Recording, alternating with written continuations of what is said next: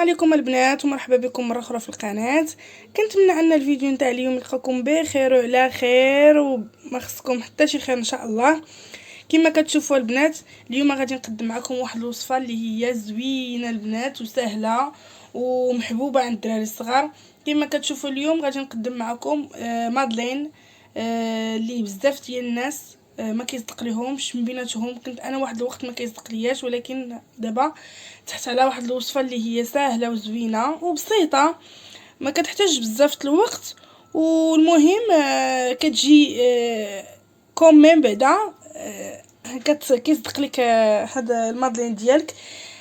كنتمنى انكم تكملوا الفيديو حتى الاخر باش تعرفوا على المقادير والطريقه ديال التحضير ديال هذا المادلين. هذا المادلين اللي كان طلباتو لي واحد السيده وهاني طلبيت الطلب ديالها. كنتمنى ان الفيديو يعجبكم ويعجبها حتى هي. يلا البنات خليكم حتى الاخر في الفيديو ما تمشيو فين، وهاني معكم. وانا رجعت لكم البنات. بالنسبه للمقادير البنات ديال المادلين اللي غادي نقدم معكم اليوم، غادي نحتاجو 3 البيضات متوسطين غياخذوا حراره ديال المطبخ، واحد الساشيه ديال الفاني، قبصات الملحه، معلقه صغيره ديال العسل، نص كاس الزبده مذوبه. غادي نحتاجو كذلك 130 غرام ديال سكر سنيده وساشيه ديال الخميرات الحلوه و150 غرام ديال الدقيق البنات. بالنسبه للمقادير البنات كنفضل انهم يكونوا انكم توزنوهم بالغرامات باش تجي المادلين ديالكم باش يخرج لكم البنات المادلين ديالكم ناجح. خاصو التدقيق في المقادير بالنسبه للغرامات، ولكن انا غنعطيكم المقادير بالنسبه الى تعبرهم بالكيسان غتلقاوهم في صندوق الوصف. دابا غندوزو البنات باش نقادو المادلين ديالي وخليكم معنا. اول حاجه البنات غادي نبداو بها هي السكر. غادي نخلطوه هو البيض. اول حاجه غادي نديرو البيض،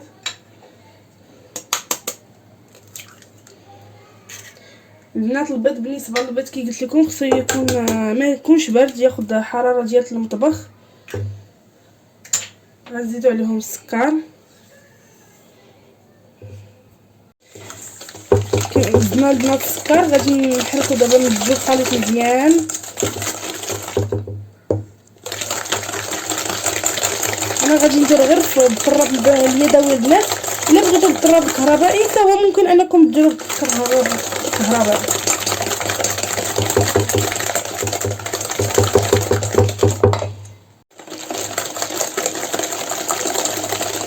غادي نزجو الخليط البنات مزيان.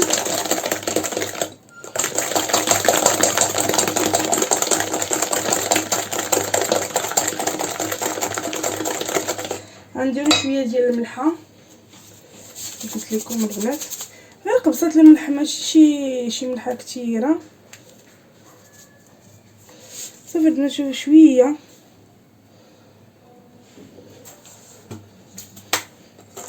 من بعد البنات ما خلطنا الخليط ديال السكر البيض، دابا غادي نزيدو الفاني،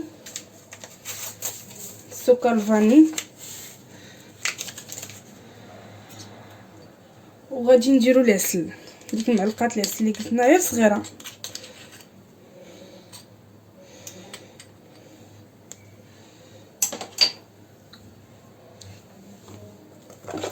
نكملو الخفق ديال الخليط ديالنا كما كتشوفوا. بالنسبه للبنات اللي عنده داك الفاني بودغ ولا سائل من الاحسن، كيعطي واحد النكهه رائعه. انا كما كنتوفرش عليه عندي غير السكر الفاني درتو.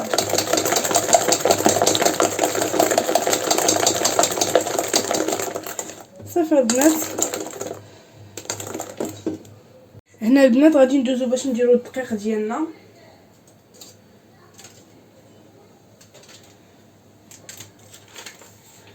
كما قلت لكم البنات الدقيق 150 غرام. من بعد ما عبرتها غنعبرو نحطو نكبوها نيشان، وغادي نديرو معاها خميره ديال الحلوه.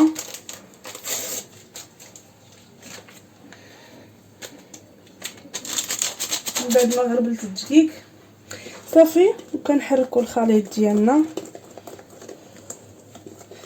كنتمنى البنات انكم تبعوا معايا الطريقه باش تجيكم البنات الطريقه الناجحه. خصكم تبعوا هاد المراحل اللي درت معكم. كنواصلوا التحريك حتى كيمتزجوا العناصر.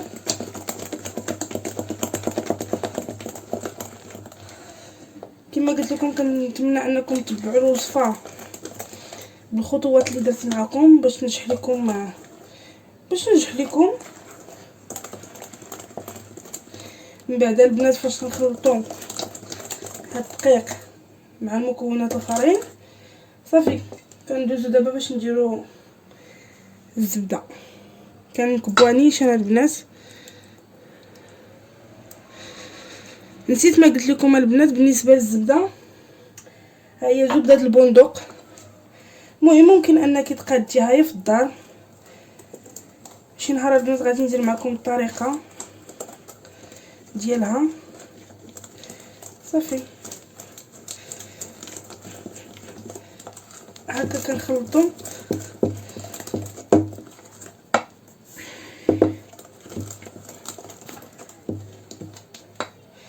كنخلطوا هاد المكونات البنات باش تدخل لينا الزبده في الخليط.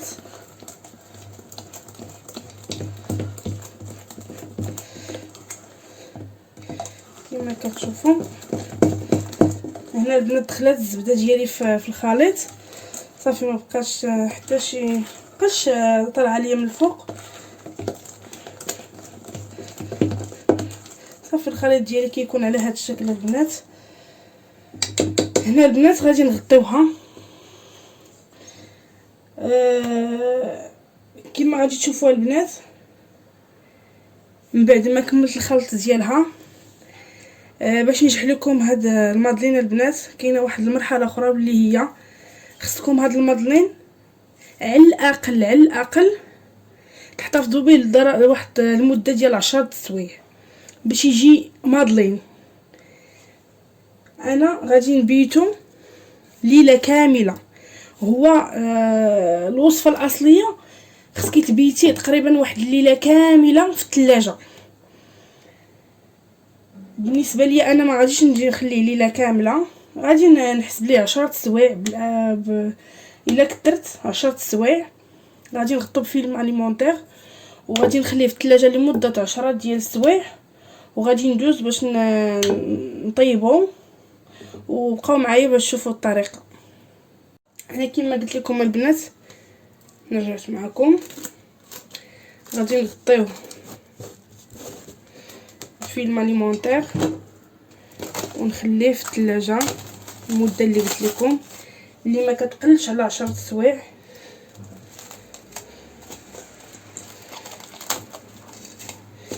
حيت المندلين البنات صعيب انه ينجح. قليل اللي كيعرف ينجح الوصفه. حتى انا من بعد ما مرارا وتكرارا عاد نجحت لي الوصفه. صافي البنات كما كتشوفوا غادي ندخلوا للثلاجه كما قلت لكم مده ما تقلش على 10 سوايع. وخليكم معايا البنات باش ندوزو من بعد ما يبرد لينا الخليط باش ندوزو للطهي ديالو. ها هي البنات من بعد ما خرجناها من الثلاجه كتكون قاصحه البنات. والهدف البنات من هذا الشيء هو ان العجينه تكون بارده، تولي بارده وتكون قاصحه باش نديروها في الجيب الحلواني.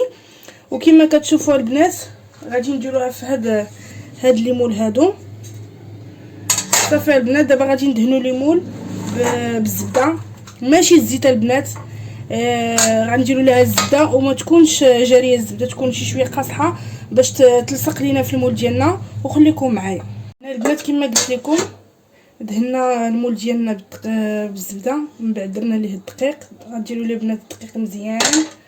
صافي كناخذوا هاد الجيب الحلواني ديالنا كنعمروه بالكيكه. شي كي كتشوفوا البنات شي كي قاصحه شي كي قاصح. صافي نحاولوا نعمروا الجيب ديالنا بحال هكا.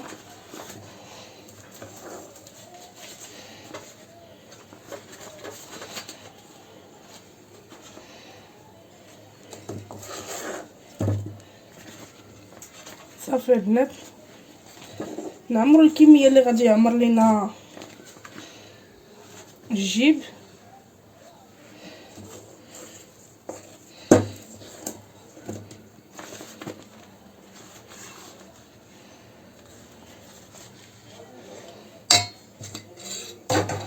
صافي البنات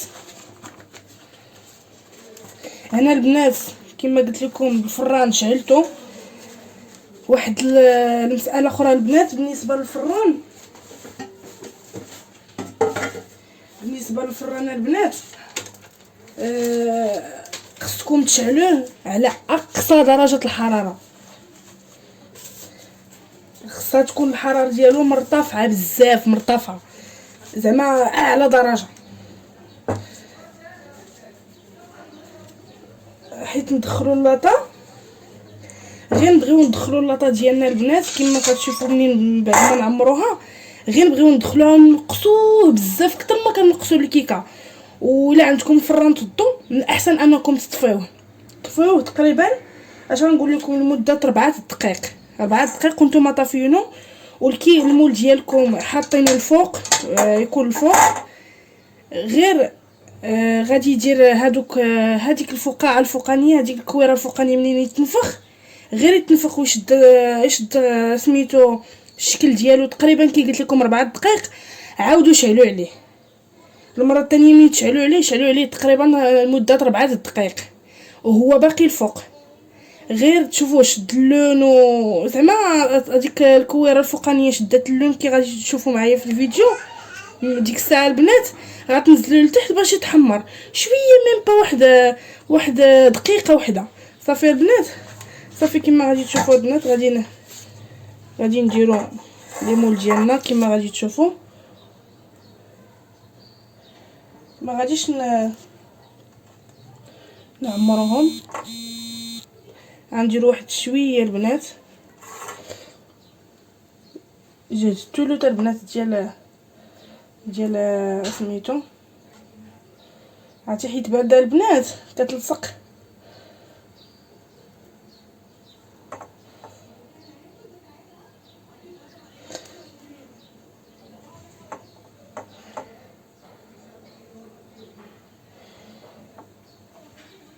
ممكن البنات تستعنوا بمعلقه بحال هكا.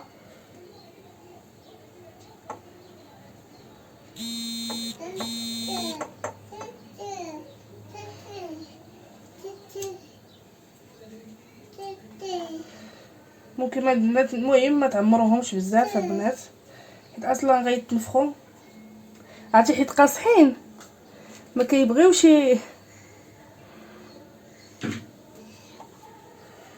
بحال هكا البنات. صافي البنات غادي نبقاو حتى نكملوا الكميه اللي عندنا كامله.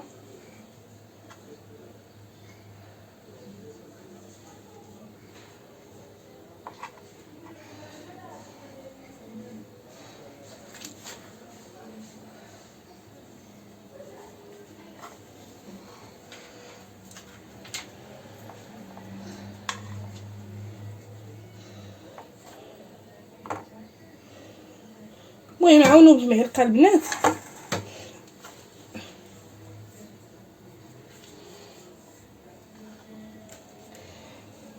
والبنات اللي عنده شي هيمول بحالي واحد، اللي عنده شي مول هير واحد بحال هكا كيما انا عندي، هاد الجيب الحلواني عاودوا رجعوا للثلاجه باش ما يبردش. صافي البنات يلا دابا غادي ندخلوها للفران وخليكم معايا.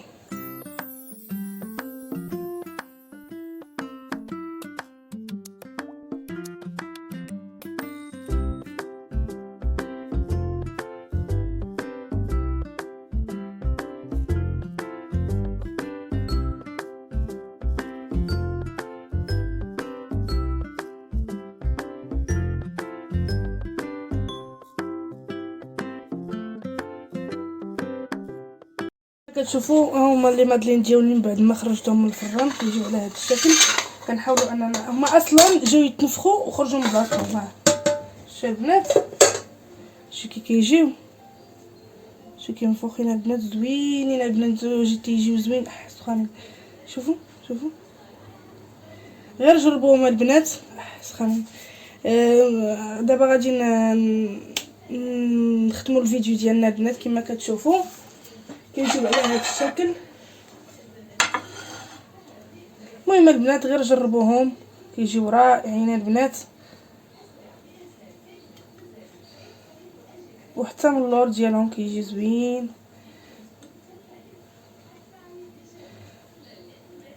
صافي البنات هاد الكميه اللي عطيتكم كتخرج واحد الكميه وفيره، المهم كميه زوينه مزيانه.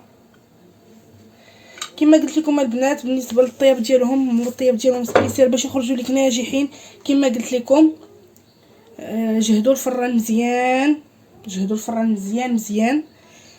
هنا اون فوا تقادوهم في ليمول ديالهم غادي تدخلوهم الفران وتنقصوا عليه حتى بلا بغيتو تطفيوه. ولكن الا عندكم الفران ديال الضو من احسن انكم تطفيو كاع الفران حتى تدوز واحد 5 دقائق. عاد عاودوا شعلوا الفران لمده 4 دقائق تاني، وغير يشدوا اللون البنات وعاودوا نزلوهم لتحت، غير تحمر لهم الوجه ديالهم صافي. وديك الساعه غادي يكونوا اكتملوا في الطهي ديالهم. صافي البنات هنا غادي نقول لكم بسلامه. الوقت ديال الفيديو ديالي سالا. كنتمنى ان الوصفه نتاع اليوم تعجبكم. هاد الوصفه البنات خصيصا طلبتني عليها واحد السيده وجدتها ليها. من هنا ديديكاس الهام واسماء اديب. صافي البنات كنتمنى ان الوصفه تعجبكم وتعجبها كذلك.